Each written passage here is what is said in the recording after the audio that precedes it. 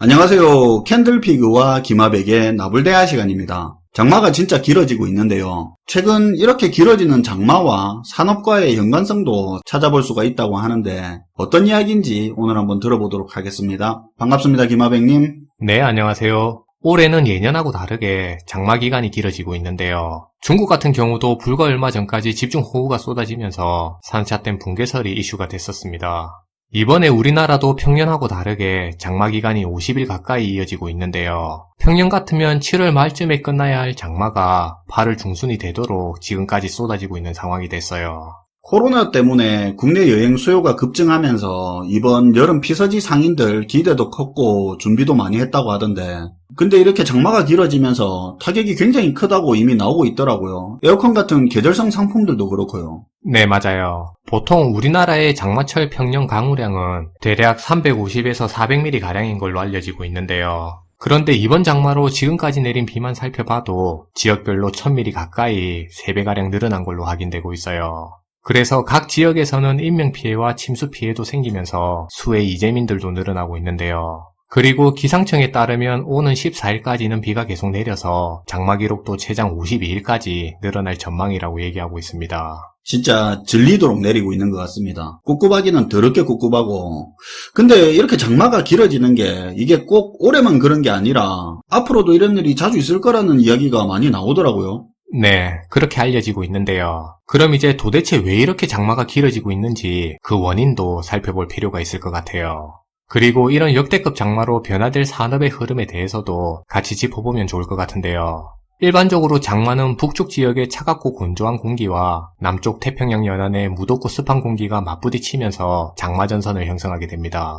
그리고 이 장마전선이 한국을 지나는 동안을 우리는 장마기간이라고 부르게 되는데요. 그런데 이번에 북극 지방에 이상고온 현상이 일어나게 되면서 대기 흐름을 막는 블로킹 현상이 발생해서 대기가 우리나라에 정체되고 장마가 길어지게 됐습니다. 이게 또 블로킹이 뭔지 설명하면 또 지구과학 시간이 되니까, 네, 그냥 쉽게 말하면 원인이 북극의 이상기온이고 그것 때문에 이런저런 과정이 생기면서 이번에 비 내리는 양도 많고 장마가 길어진다 이거죠. 그렇죠. 그리고 미국 나사에서는 위성 관측 데이터로 세계의 기후 흐름을 측정하고 있는데요. 이런 나사에 따르면 올 여름에 북극의 얼음이 역대급으로 유난히 더 많이 녹아내리고 있다는 사실이 발견됐습니다. 일반적으로 북극의 얼음은 겨울에 늘면서 여름에는 줄어드는 현상을 반복하게 되는데요. 그런데 올해 같은 경우는 유난히 더 많이 녹아서 우리나라 면적의 20배 넘는 얼음이 평년보다 더 많이 녹아내리게 됐다고 알려지고 있어요. 그리고 지난 6월에는 시베리아 동부가 38도까지 올라가게 되면서 이상기온인 폭염이 나타나기도 했는데요. 학계에 따르면 이렇게 고온 현상을 보이고 있는 건 지구온난화의 결과라고 현재 밝혀지고 있어요. 뭐 어떻게 보면 흔한 이야기 같은데 어쨌든 장마로 이야기는 시작을 했는데 결국 지구온난화하고 산업 이야기가 되는 거네요. 네. 그럼 이제 지구온난화 현상이 산업 흐름에는 어떤 영향을 끼칠 수 있을지 그 부분을 간단하게 한번 얘기해 보도록 할 건데요. 일단 지구온난화 현상은 세계 각 나라의 산업 정책에 있어서도 변화를 이끌 것으로 보이고 있습니다. 듣자마자 바로 떠오르는 게 내연기관인 것 같은데요. 그렇죠. 그래서 바로 그 부분부터 지금 얘기를 시작해 볼 건데요. 이미 유럽연합 같은 경우는 탄소 배출량을 줄이는 목적에서 수소경제 활성화를 본격화해서 진행하고 있는 단계입니다. 그리고 영국 같은 경우도 지금 운행하고 있는 가솔린과 디젤차의 판매를 2035년부터 금지하기로 결정했어요. 그러니까 2035년부터는 엔진 달린 차는 아예 안 판다 이 말입니까? 그렇죠. 바로 그 얘기인데요. 그리고 프랑스도 2040년부터는 가솔린과 디젤차의 판매를 금지하는 방안을 현재 추진하고 있는 걸로 알려지고 있어요. 혹시 우리나라도 비슷한 걸 준비하고 있습니까? 네. 사실 이런 흐름은 우리나라에서도 피해갈 수 없는 흐름인데요.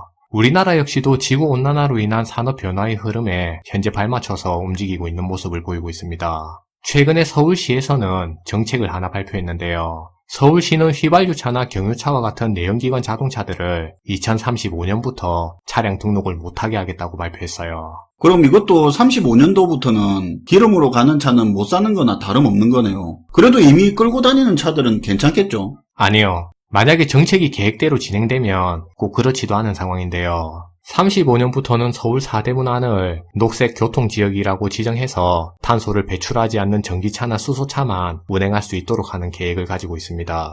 그러니까 장기적으로는 전기차와 수소차만 등록을 허용하면서 탄소 배출 0인 시대를 만들어 나가겠다고 얘기한 거예요. 와, 이게 환경을 위해서 장기적으로 친환경차로 가는 건 뭐 당연히 맞는데, 근데 걱정인 게 기존의 자동차 산업 아닙니까? 그렇죠. 사실 장기적으로야 지금 추진하는 방향이 가야 하는 길은 맞는데 산업 구조 조정 과정에서는 분명히 진통이 드러날 걸로 보이고 있어요. 그렇죠. 물론 단기간에 바로 문제가 되는 일은 아니겠지만 완성차 업체야 상관없더라도 자동차 부품 업체나 자동차 정비 쪽 산업 축소는 어쩔 수가 없는 거잖아요. 제가 알기로 내연기관차 대비해서 전기차 부품 수가 한 30% 정도밖에 안 되는 걸로 알고 있거든요. 네, 맞아요. 그래서 기존의 내연기관을 중심으로 한 자동차 산업의 전후방 가치 사슬로 엮여있던 기업들은 지금으로부터 15년 안에 전면 재조정될 수 있는 위기인데요. 향후에는 배터리 제조업체와 배터리를 납품받아서 차를 완성시키는 완성차 업체를 제외하고는 대부분의 내연기관과 연계된 기업들이 구조조정될 걸로 예상되고 있습니다. 그리고 이렇게 변화하게 될 자동차 산업은 또 다른 측면에서도 변화를 이끌어낼 걸로 예상되고 있는데요. 예를 들면 자동차 산업의 변화는 전 세계적인 석유의 수요 시장을 감소시켜서 에너지 패권 시장의 지형 역시도 변화시킬 걸로 예상되고 있어요. 아, 그런 부분도 있겠네요. 석유 패권의 중요성이 없어지는 건 아니겠지만 전 세계적으로 석유 의존도가 점점 떨어지게 되면 석유 에너지 패권이라는 게 중요성이 점차 떨어지는 건 어쩔 수가 없겠네요. 네. 그래서 국가 재정 수입의 70%가량을 석유 산업에 의존하고 있는 사우디 같은 중동의 산유국 같은 나라들은 나라 살림인 국가 재정이 위기를 맞을 수도 있을 전망입니다. 지금 사우디가 IT 쪽에 엄청 투자하고 있는 게 그런 부분도 무시 못하겠죠. 네. 알려진 것처럼 사우디 같은 경우는 국가 재정이나 경제 회복을 위해서라도 하루빨리 IT 산업 개혁을 해야 할 필요성이 있어 보입니다. 그리고 전 세계적인 전기차의 증가는 전기 수요 역시도 증가시켜서 전력 산업에 대한 재조명도 불러일으킬 것 같은데요. 예를 들면 원자력 발전 같은 경우는 전기 수요 증가에 따라서 다시 한번 재평가 받을 수도 있을 거라는 생각입니다. 전기가 그렇게 많이 쓰이다 보면 전기 에너지 단가 문제가 안 나올 수가 없죠. 네. 아무래도 전기 수요가 증가하게 되면 안정적인 전력 공급의 문제라든지 단가 문제도 부각될 수 있으니까 전력 산업에 대한 재평가도 다시 이루어질 수 있겠다는 생각인데요. 게다가 수소차와 전기차의 확대 같은 경우에는 안정적으로 공급되면서도 가성비가 높은 전력의 수요를 높여서 원자력의 필요성을 부각시킬 수도 있을 거라는 생각입니다. 사실 이 말 나오면 정치적으로만 해석하고 옳고 그름의 문제로 다투는 경우가 많은데 원자력과 친환경 에너지는 함께 갈 수밖에 없는 거죠. 안전 문제가 존재하기 때문에 저도 개인적으로 원자력 옹호론자는 아니지만 그렇다고 원자력 에너지의 필요성을 부정하지는 않는데요. 친환경 에너지 기술이 발전해서 공급 안정성과 가격적으로 어느 정도 경쟁력을 가질 때까지는 현실적으로 시간을 벌어주는 게 원자력의 역할 아니겠습니까? 네. 저도 원자력 문제에 대해서는 같은 생각을 가지고 있는데요.